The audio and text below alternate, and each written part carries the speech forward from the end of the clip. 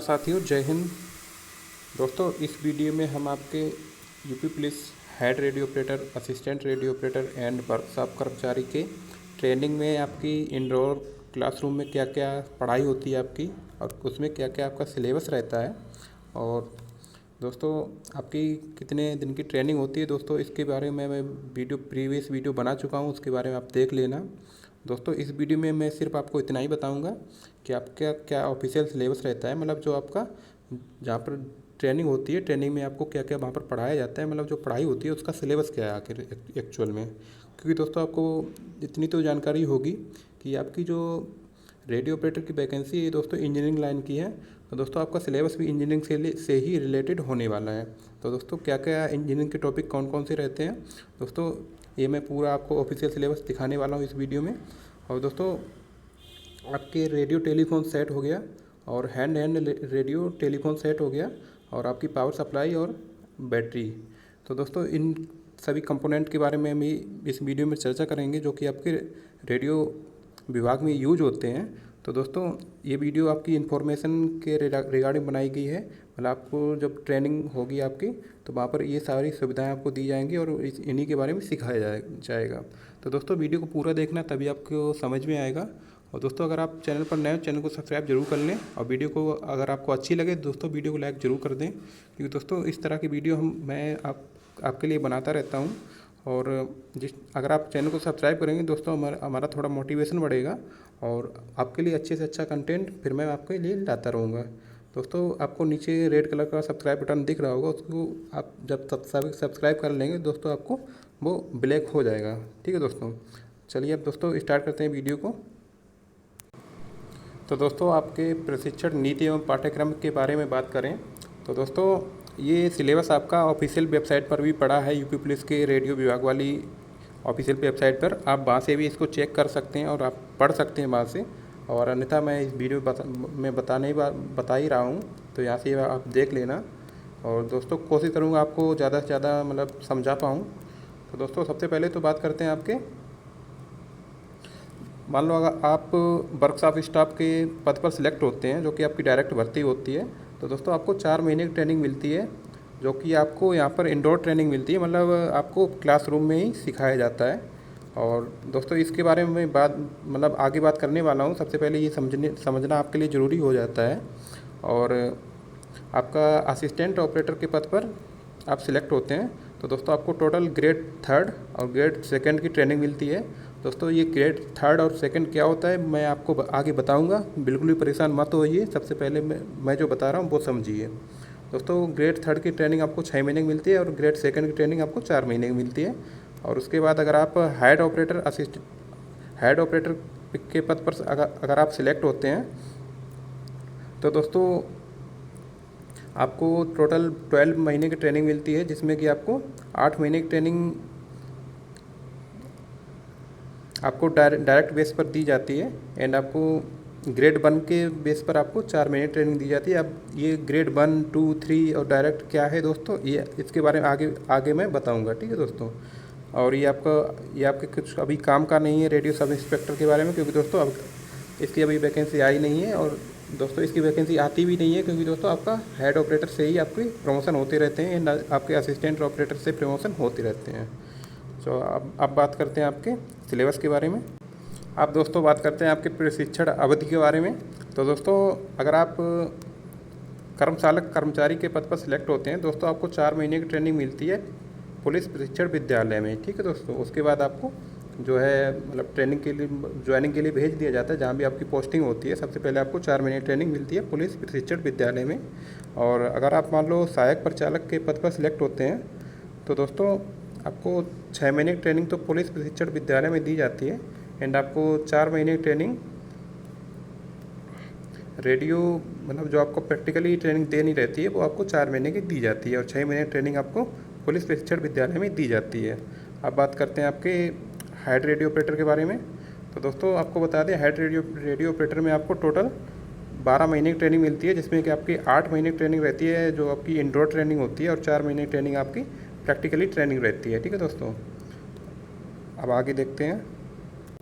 अब दोस्तों आपके ट्रेनिंग के बीच बीच में आपके एग्ज़ाम भी होते रहते हैं, मतलब आपके जो एग्ज़ाम होते हैं उसमें अगर आप मान लो कर्मशाला कर्मचारी के पद पर आप सिलेक्ट होते हैं दोस्तों, आपको 4 महीने की ट्रेनिंग तो अभी मैंने बताया आपको मिलती है, जिसमें कि आपकी एक परीक्षा भी होती है बीच में, मतलब 2-2 माह के अंतराल में आपकी 2 परीक्षाएँ होंगी, जिसमें आपके 40% अंक जो रहते हैं वो आपके जोड़े जाते हैं। मतलब आपकी जो फाइनल ट्रेनिंग कंप्लीट हो जाती है उसमें आपके अंक भी काउंट होते हैं, मतलब बीच बीच में आपके एग्ज़ाम होंगे तो उसमें आपके 40% अंक जोड़े जाएंगे। और इसी तरह से आपके कुल प्राप्त अंकों में अंतिम परीक्षा का 60% और शेष 40% महत्व द्विमासिक परीक्षा का होगा। तो दोस्तों वो अभी मैंने बता दिया, यहाँ पर आपके 40% अंक काउंट किए जाएंगे और जो लास्ट ईयर का जो आपका अंक रहेंगे उसके 60% जोड़े जाते हैं।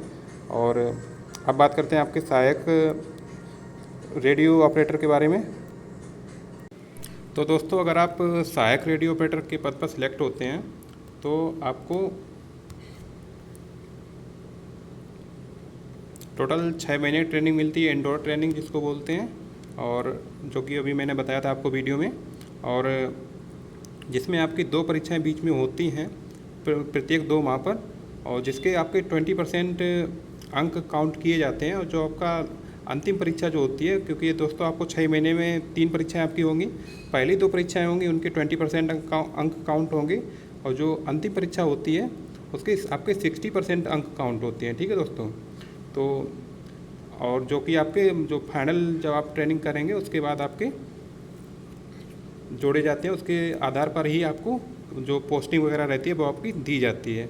अब बात करते हैं आपके हेड रेडियो ऑपरेटर के बारे में। अगर आप हेड रेडियो ऑपरेटर के पद पर सिलेक्ट होते हैं, मतलब आप ट्रेनिंग करते हैं वहाँ पर, तो दोस्तों जो भी मैंने बताया था आपको 8 महीने के इंडोर ट्रेनिंग जो मिलती है उसमें आपकी 3 परीक्षाएँ होंगी, और जिसमें से आपकी 2 परीक्षाएँ होंगी उनके 20% अंक काउंट किए जाएंगे, और जो तीसरी परीक्षा होगी जो कि अंतिम परीक्षा होती है उसके आपके 40% अंक काउंट किए जाते हैं, और जो आपके शेष 60% अंक जो होते हैं वो तीनों द्विमासिक परीक्षाओं का होगा। दोस्तों ये आपके अंकों का विभाजन रहता है। और अब बात करते हैं आपके जो सिलेबस रहता है उसके बारे में चर्चा कर लेते हैं। तो दोस्तों अगर आप वर्कशॉप स्टाफ के पद पर आप सिलेक्ट होते हैं तो दोस्तों ये आपका सिलेबस रहता है, और सिलेबस में आपका क्या क्या रहेगा। तो दोस्तों सबसे पहले तो आपकी जो हिंदी वाला मैं बता देता हूँ दोस्तों, ये हिंदी में मतलब दोनों में मिक्स करके दे रखा है। तो आपका जो थ्योरी पेपर होते हैं वो आपके इलेक्ट्रोस्टैटिक हो गया, सेमीकंडक्टर हो गया, कम्युनिकेशन हो गया, एंटीना एंड मॉडर्न टेक्नोलॉजी। दोस्तों ये जो आपका इन टॉपिक के अंदर जो सब टॉपिक आपके रहेंगे, तो दोस्तों सबसे पहले आपका इलेक्ट्रोस्टैटिक में आपको basic information of electric charge हो गया, इलेक्ट्रिक फील्ड हो गया, अल्टरनेटिंग करंट हो गया, एसी हो गया, डीसी हो गया, इलेक्ट्रिकल पोटेंशियल हो गया। दोस्तों जो आप मतलब जो आपकी साइंस दे रखी है ना सिलेबस में, दोस्तों उसी से रिलेटेड आपको ट्रेनिंग में भी सिखाया जाएगा। दोस्तों आप बिल्कुल भी परेशान मत होना, मतलब आप अच्छे से अगर आप ने तैयारी करी है तो दोस्तों आपको ट्रेनिंग में कोई भी समस्या नहीं आने वाली है। और बाकी अगर आपको कोई डाउट रहता है दोस्तों कमेंट जरूर करना, उसका मैं रिप्लाई करूँगा। और आप सेमीकंडक्टर के बारे में बात करें तो basic information and type of resistance and it's use, coil, capacitor, transformer, diode and transistor. दोस्तों इसके डायोड ट्रांजिस्टर के बारे में आपको वहाँ पर बताया जाता है, मतलब आपको बेसिक नॉलेज दी जाती है, और उससे पहले तो आप पढ़ ही चुके होंगे इसके बारे में। एंड आपके कम्युनिकेशन के बारे में बात करें तो आपके basic information of means of communication, high frequency, very high frequency and Q mail आपका हो गया in UP police, effect of atmosphere on communication, types of wireless set. दोस्तों वायरलेस सेट के कितने टाइप होते हैं इसके बारे में आपको वहाँ पर सिखाया जाता है। एंड आपके एंटीना के बारे में बात करें तो types of antenna used in UP police, तो मतलब डिफरेंट टाइप के आपने एंटीना पढ़े होंगे इंजीनियरिंग में। और आपके मॉडर्न टेक्नोलॉजी के बारे में बात करें तो आपके CCTV, जैमर, रिपीटर और wired and wireless based PA system, मतलब जो आपका पब्लिक एड्रेसिंग सिस्टम होता है जहाँ जिसको PA सिस्टम बोलते हैं, तो ये आपकी मॉडर्न टेक्नोलॉजी के बारे में वहाँ पर बताया जाता है। दोस्तों ये तो रही आपकी मतलब थ्योरी के बारे में। और आप उसके बाद आपका ये कंप्यूटर का भी लेक्चर रहता है जिसमें आपको कंप्यूटर के बारे में बताया जाता है, मतलब basic introduction, components of computer and their function, use of computer input output devices, motherboard, memory, base of use, secondary memory, UPS, printer, internet. ठीक है दोस्तों, तो ये तो आपका कंप्यूटर के बारे में हो गया। उसके बाद आपको रूल्स एंड रेगुलेशन के बारे में भी सिखाया जाता है दोस्तों। ये आपका पूरा हो गया। और उसके बाद आपको पुलिस रेगुलेशन, पुलिस रेडियो संगठन का विस्तृत ज्ञान, ड्रेस रेगुलेशन, अनुशासन एवं बैरक रूल्स और वित्तीय निगम। दोस्तों पुलिस रेगुलेशन के अंदर अगर हम बात करें तो पुलिस रेगुलेशन का सामान्य ज्ञान, पुलिस अधिकारियों के अधिकार, कर्तव्य, पुलिस संगठन का संक्षिप्त इतिहास। क्योंकि दोस्तों आप रेडियो विभाग में जा रहे हैं, इसका मतलब ये नहीं है कि मतलब आप पुलिस के बारे में आपको बताया नहीं जाएगा, क्योंकि दोस्तों वर्दी तो आप भी पहनेंगे ना, तो उसके बारे में आपको पूरी नॉलेज होनी चाहिए। इस वजह से ट्रेनिंग में आपको हर तरीके की नॉलेज दे दी जाती है, जिससे कि आप मतलब कोई भी व्यक्ति आपसे मतलब बात करेगा तो उसको लगना चाहिए कि हम एक प्रोफेशनल सर्विस में हम लोग हैं। क्योंकि दोस्तों ऐसा नहीं है मतलब एक तो आपका इंजीनियर हो गया जो कि आप पहले से हो, और आप जब भी किसी प्रोफेशन में जाते हैं दोस्तों उसके बारे में आपको पूरा जानकारी होना चाहिए। मतलब इसका संगठन क्या है, और हमसे उच्च अधिकारी कौन कौन से होंगे जो हमसे उच्च होंगे, और मतलब स्टार्स देखकर, किसी की वर्दी देखकर किसी को कैसे पहचानेंगे, इसके बारे में आपको पूरा वहाँ पर बताया दिया जाता है। और आपके जो ड्रेस रेगुलेशन हो गया, रैक, बैजेज की जानकारी, मतलब बैज यही आपके स्टार वगैरह होते हैं, इसी में आपको मतलब किसी भी ऑफिसर की वर्दी को देखकर आपको उसको पहचानना रहता है, मतलब ये किस रैंक का अधिकारी है। ठीक है दोस्तों, ये जो आपको मतलब बहुत ही सिंपल रहता है, पता चल जाता है। और उसके बाद आपके मैथ, मनोरंजन, गृह पुस्तकालय, कैंटीन आदि जीडी। और वित्तीय नियम, अवकाश नियम, पैराग्राफ, ये दोस्तों ये कुछ नियम रहते हैं जो कि आपके डिपार्टमेंटल होते हैं। और उसके बाद आपकी जो प्रैक्टिकल ट्रेनिंग रहती है उसमें आपको measuring component and measuring equipment and tools के बारे में बताया जाता है, जैसे कि आपका मल्टीमीटर हो गया, आरएफ आउटपुट मीटर हो गया, and tools used for maintenance. And आपको वर्कशॉप के बारे में बताया जाता है, prepare battery lead, to prepare feeder, make fuse, मतलब आपको फ्यूज किस तरह से बनाने हैं, और स्विच बोर्ड किस तरह से बनाना है, इंस्टॉलेशन ऑफ एंटीना। क्योंकि दोस्तों आपको आखिर में काम तो यही करना है ना, इसी वजह से यहाँ पर आपको पूरी ट्रेनिंग दे दी जाती है। और पावर सोर्स के बारे में आपको बताया जाता है, जैसे कि बैटरी चेंजिंग एट रिमोट, मतलब रिमोट में बैटरी चेंज करना, battery charging method, maintenance of heavy duty and hand held batteries. ठीक है दोस्तों, अब ये आपका कंप्यूटर के बारे में आपको प्रैक्टिकली भी जानकारी दी जाती है, जिसमें कि आपका connecting computer and their peripheral, switch and off procedure of computer and peripheral, maintenance of computer and peripheral. मतलब कंप्यूटर के बारे में आपको पूरा जानकारी होना चाहिए, उसको स्विच ऑन, स्विच ऑफ, और उसके जो भी पेरीफेरल डिवाइस होते हैं, जब जैसे आपका स्कैनर, प्रिंटर एंड जो भी कंपोनेंट मतलब पेरीफेरल डिवाइस हो गए, उसके बाद मतलब उनको कनेक्ट करना, डिसकनेक्ट करना है, ये सब चीज़ें आपको वहाँ पर बताई जाती हैं। उसके बाद आपका बाह्य प्रशिक्षण कार्यक्रम, जिसको आप पीटी परेड भी बोलते हैं, और परिभाषा एंड ड्रिल का उद्देश्य परेड की निरीक्षण संबंधी आवश्यक बातें, चलने में कदम की लंबाई और रफ्तार, चलने की समय की पोजीशन, सल्यूट संबंधी अन्य हिदायतें विविध। ठीक है दोस्तों, ये पूरा आपको वहाँ पर बता दिया जाता है, खड़े खड़े स्क्वाड ड्रिल करना, ये सब सिखाया जाता है वहाँ पर। और ये दोस्तों आप बाद में पढ़ लेना। अब बात करते हैं आपके असिस्टेंट रेडियो ऑपरेटर के बारे में। दोस्तों यहाँ पर आपके डबल कोर्स रहते हैं, मतलब ग्रेड 3 और ग्रेड 2। तो सबसे पहले हम ग्रेड 3 के बारे में बात कर लेते हैं, और जिसमें कि आपको पूरा वही उसी टाइप का आपका सिलेबस रहता है। दोस्तों सिलेबस के बारे में बात करें तो आपका ब्रीफ में, क्योंकि दोस्तों ये वीडियो काफ़ी बड़ी बनती चली जा रही है, इस वजह से मैं थोड़ा आपको शॉर्ट में बताने की कोशिश कर रहा हूँ। इलेक्ट्रोस्टैटिक हो गया, current, electricity, simple circuit, alternating current, DC current, capacitor, diode and transistor. और आपका ये वेव हो गया, मतलब आपकी तरंग हो गई, कम्युनिकेशन हो गया, एंटीना हो गया, ट्रांसमिशन लाइन हो गई, वेव प्रोपेगेशन हो गया, digital electronics, modern communication system, batteries और गेस्ट लेक्चर। और उसके बाद आपका रेडियो प्रोसीजर के बारे में पूरा आपका दिया जाता है, और आपको कंप्यूटर के बारे में भी जानकारी दी जाती है, और आपको रूल्स रेगुलेशन के बारे में, मतलब आपको कर्मचारी से थोड़ी अपडेटेड जानकारी दी जाती है, और उनसे थोड़ी आपको अच्छा ही प्रशिक्षण दिया जाएगा, क्योंकि you are the officer of जो आपके वर्कशॉप स्टाफ होते हैं उनसे आप मतलब सीनियर रहेंगे, इस वजह से आपको थोड़ी ज़्यादा जानकारी होनी चाहिए। अब बात करते हैं आपके मोर्स ट्रेनिंग के बारे में। तो दोस्तों आपने बहुत सुना होगा, एक जो मोर्स डिवाइस होती है, मोर्स कोड मतलब Morse code and rules of spacing learning and recognition, Morse code for all letters figures punctuation science and special sign, practical examination standard. दोस्तों ये कुछ मोर्स के बारे में आपको सिखाया जाता है। और आप बात करते हैं आपके दोस्तों, ये तो आपका पीटी परेड के बारे में हो ही गया। अब बात करते हैं आपके हेड रेडियो ऑपरेटर के बारे में।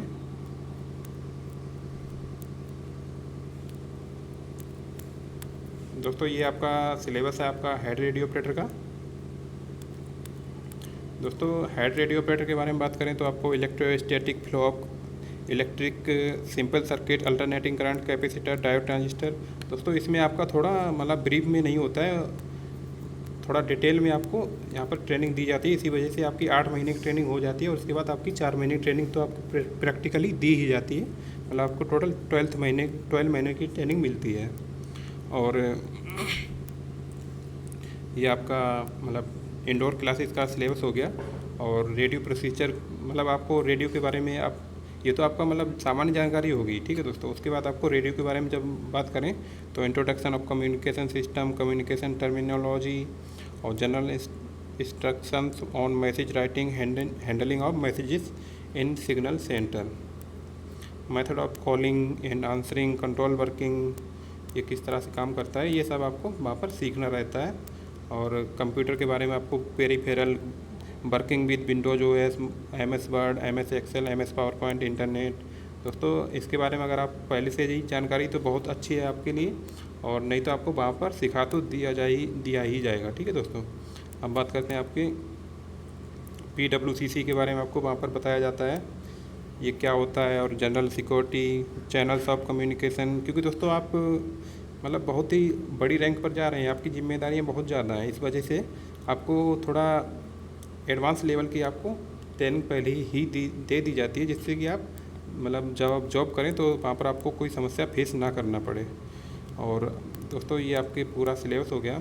और उसके बाद रूल्स एंड रेगुलेशन तो आपको मतलब सभी के सेम ही होते हैं। मतलब आपको हेड रेडियो ऑपरेटर वाले को थोड़ा अपडेटेड जानकारी दी जाती है, मतलब इसको थोड़ा डिटेल में समझा दिया जाता है। और उसके बाद आपका प्रैक्टिकल जो भी है, आपके प्रैक्टिकल में आपकी मोर्स ट्रेनिंग होगी। और दोस्तों प्रैक्टिकली में क्या होता है कि आपकी 4 महीने की ट्रेनिंग होती है ना प्रैक्टिकल में, तो दोस्तों आपको उसमें मोर्स कोड के बारे में आपका प्रैक्टिकल होता है, मतलब जो भी आपने सीखा है उसके बारे में बताना रहता है। एंड आपका सेंडिंग के बारे में और सेट प्रैक्टिकल के बारे में, and battery charger, charging discharging of lead acid battery, maintenance of lead acid battery, charging discharging hand and batteries, use of tungar charger, switched mode power supply जिसको SMPS बोलते हैं, और fabrication transceiver, projector, CCTV, wireless based public addressing system.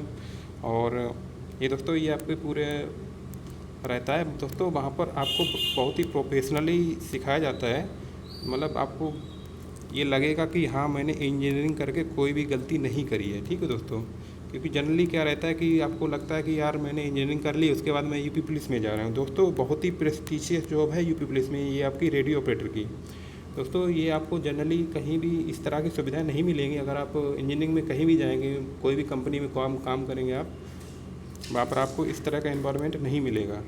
और अब बात करते हैं आपके, ये तो आपका सिलेबस मैंने दिखा दिया पूरा, और ये आपकी पीटी के बारे में बता दिया।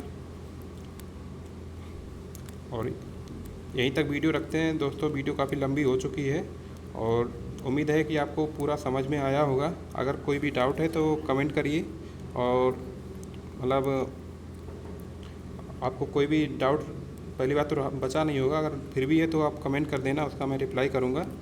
और अच्छे से लगे रहिए, तैयारी करते रहिए, और हमारे चैनल वैकेंसी लवर ऑफिशियल को भी ज्वाइन कर लीजिए। वहाँ पर मैं इसी तरह की कंटेंट देता रहता हूँ आपको। टेलीग्राम चैनल है हमारा वैकेंसी लवर ऑफिशियल के नाम से, वहाँ पर आप ज्वाइन हो जाइए। तो धन्यवाद दोस्तों, उम्मीद है कि वीडियो आपको अच्छी लगी होगी। वीडियो अच्छी लगी तो वीडियो को लाइक ज़रूर करें एंड चैनल को सब्सक्राइब कर लेना। तो धन्यवाद दोस्तों, क्योंकि दोस्तों इस तरह की वीडियो बनाने में बहुत ज़्यादा मेहनत लगती है, तो दोस्तों प्लीज़ सब्सक्राइब तो कर ही लेना।